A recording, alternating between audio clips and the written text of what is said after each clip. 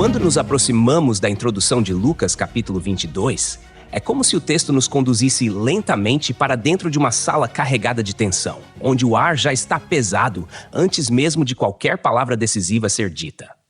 O evangelista não começa esse capítulo de forma abrupta, mas encaixa cuidadosamente os acontecimentos dentro de um cenário histórico, religioso e espiritual que vinha sendo preparado desde muito antes. Estamos nos últimos dias do ministério terreno de Jesus em Jerusalém, durante uma das festas mais significativas do judaísmo, a Páscoa, chamada também de Festa dos Pães Asmos. Essa informação, que parece apenas cronológica à primeira vista, carrega um peso simbólico e teológico enorme, porque conecta diretamente a libertação do povo de Israel do Egito, ocorrida muitos séculos antes, com a obra redentora que agora está prestes a se cumprir. Lucas escreve para leitores que precisam entender não apenas o que aconteceu, mas por que aconteceu daquele jeito. Ao situar os eventos no contexto da festa, compreende-se que ele está mostrando que nada ocorre por acaso. A Páscoa celebrava a noite em que o sangue do cordeiro foi colocado nos umbrais das portas e o juízo passou por cima das casas dos israelitas. Agora, em Jerusalém, está presente aquele que a tradição interpretativa reconhece como o verdadeiro cordeiro. E isso não é apresentado como uma construção teológica posterior, mas como algo que emerge naturalmente da progressão da narrativa. A cidade está cheia. Peregrinos de várias regiões chegaram. O ambiente religioso está efervescente e, ao mesmo tempo, cresce a hostilidade das lideranças religiosas. A introdução do capítulo 22 deixa claro que os principais sacerdotes e escribas já não estão mais apenas incomodados com Jesus. Eles estão deliberadamente procurando uma forma de eliminá-lo. Uma leitura histórica atenta indica que esse grupo representava o centro do poder religioso e, em certa medida, político, já que o Sinédrio funcionava sob a supervisão romana, mas mantinha autoridade interna sobre questões religiosas. O problema não era apenas doutrinário. Jesus havia desestabilizado o sistema, exposto hipocrisias, confrontado interpretações legalistas e, sobretudo, atraído o povo. O texto deixa implícito que o medo não era só de perder influência, mas de provocar uma reação popular que chamasse a atenção de Roma, algo que poderia resultar em repressão severa. É importante perceber que Lucas faz questão de mencionar que eles tinham medo do povo. Isso não é um detalhe secundário. O evangelista está mostrando que, humanamente falando, havia obstáculos reais para que o plano deles fosse executado. Jesus era visto por muitos como profeta, mestre e até como Messias esperado. Assim, qualquer ação precipitada poderia gerar um tumulto. Aqui já se nota um ponto essencial da teologia lucana: a soberania de Deus operando mesmo através de intenções humanas corruptas. O texto não autoriza a ideia de que Deus aprova a maldade, mas mostra que ela não escapa ao seu controle. Nesse cenário tenso, a introdução do capítulo apresenta Judas Iscariotes. Lucas o identifica como um dos 12, e essa informação, repetida intencionalmente, carrega um impacto forte. Não se trata de um seguidor distante, nem de alguém da multidão. É alguém que caminhou com Jesus, ouviu seus ensinos, testemunhou milagres e participou da intimidade do grupo apostólico. O texto afirma que Satanás entrou em Judas, e aqui é necessário cuidado hermenêutico. O Evangelho não está oferecendo uma explicação psicológica, nem retirando a responsabilidade humana de Judas. A tradição interpretativa reconhece que essa expressão aponta para uma intensificação da influência maligna, não para uma possessão involuntária que anule a vontade. O texto sugere uma convergência entre a disposição interior de Judas e a atuação do maligno.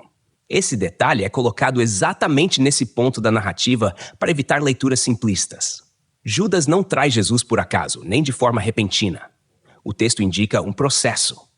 A menção de Satanás não serve para isentar Judas, mas para mostrar que nos bastidores da história há uma batalha espiritual em curso.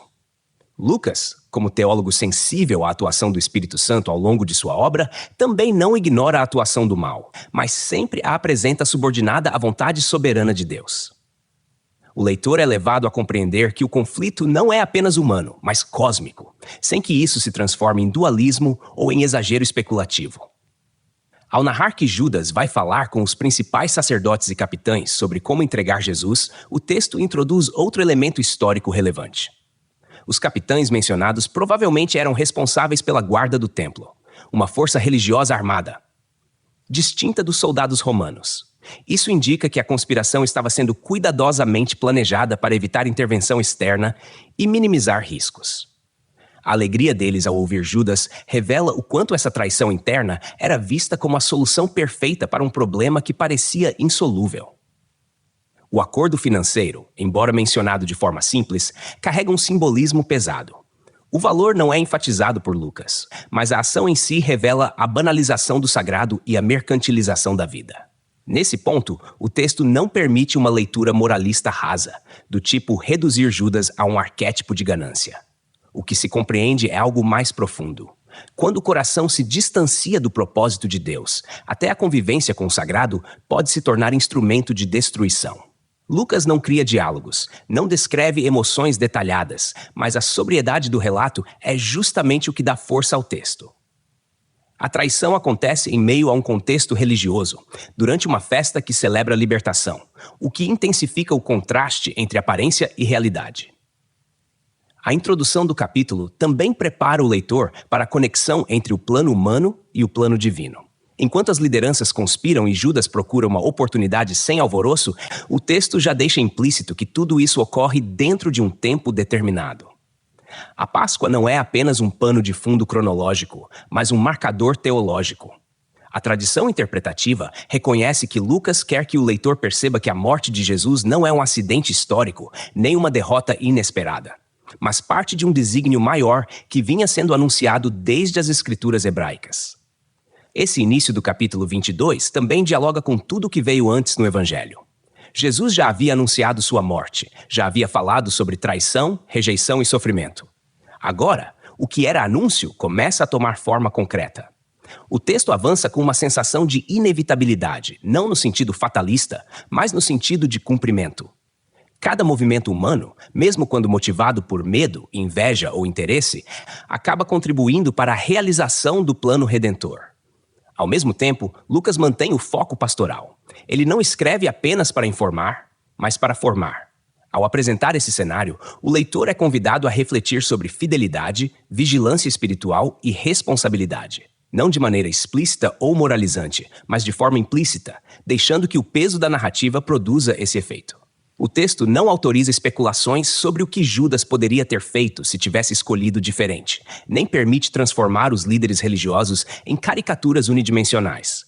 O que ele faz é mostrar seres humanos reais, inseridos em estruturas de poder, tradição e expectativa messiânica, reagindo à revelação de Deus de formas distintas. Essa introdução também estabelece o tom do capítulo inteiro.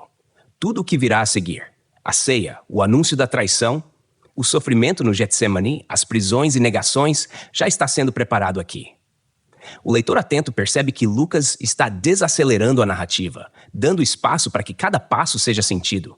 A história não corre, ela pesa.